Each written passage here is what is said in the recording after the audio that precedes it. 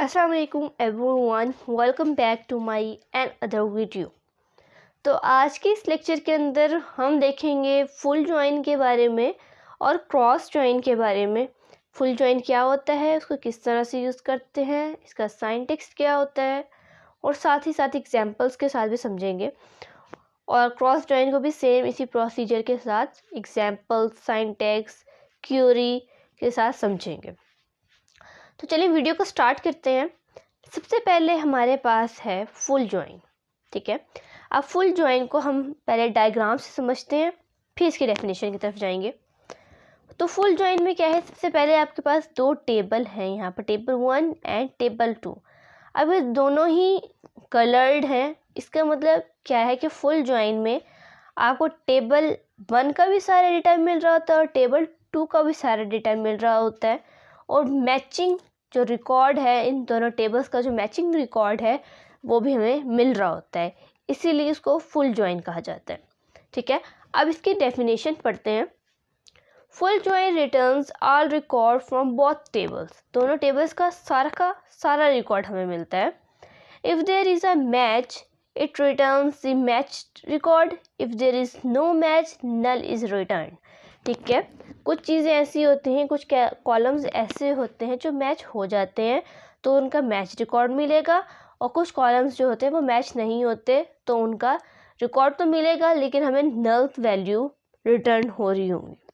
ठीक है, अब यहाँ पर हमारे पास एक एग्जाम्पल है, इस एग्जाम्पल से इसको समझते हैं। ये हमारे पास दो टेबल्स हैं, एक कस्टमर्स का टेबल है और एक ऑर्डर्स का टेबल है। कस्टमर्स के टेबल में क्या है, कस्टमर आईडी है, नेम है और सिटी है कि किस सिटी से कस्टमर ने ऑर्डर प्लेस किया। उसके बाद ऑर्डर्स के टेबल में ऑर्डर आईडी है, कस्टमर आईडी है और प्रोडक्ट नेम है कि किस कस्टमर ने क्या प्रोडक्ट ऑर्डर किया।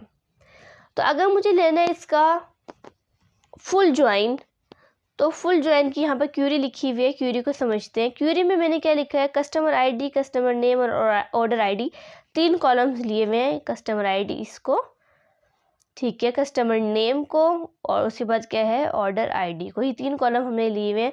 अगर आप चाहें तो इनसे ज़्यादा भी कॉलम ले सकते हैं। लेने का तरीका आपको समझा चुकी हूँ कि किस तरह से हम अपनी रिक्वायरमेंट के मुताबिक अपने कॉलम डिसाइड कर सकते हैं। उसके बाद क्या है, ऑर्डर्स, यहाँ तक तो आपको समझ आ चुकी होगी। उसके बाद क्या है, ऑर्डर्स फ्रॉम कस्टमर टेबल का नेम है फुल जॉइन ऑर्डर्स, हमने फुल जॉइन लेना है ऑर्डर्स के टेबल से। ऑन, अब वही जो कॉमन कॉलम है इन दोनों के दरमियान में, उसकी बेसिस के ऊपर हम लोग क्या करेंगे, ज्वाइन लेंगे। अब देखिए इसके अंदर कौन सा कॉलम ऐसा है जो कॉमन है। कस्टमर आईडी का जो कॉलम है वो कॉमन है इस दोनों के अंदर।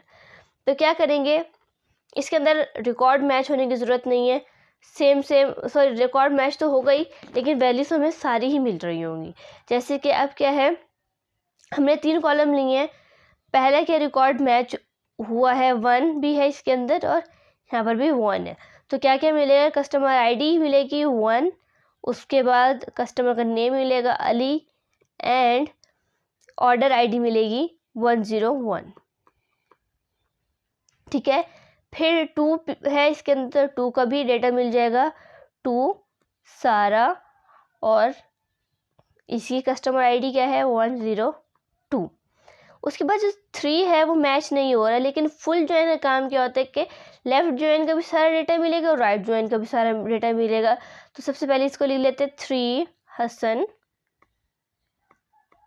और इसके जो है 3 का हमारे पास कोई ऑर्डर आईडी नहीं है तो यहाँ पर क्या लिख देंगे, नल। उसके बाद क्या यहाँ का डेटा मिलेगा 4 का।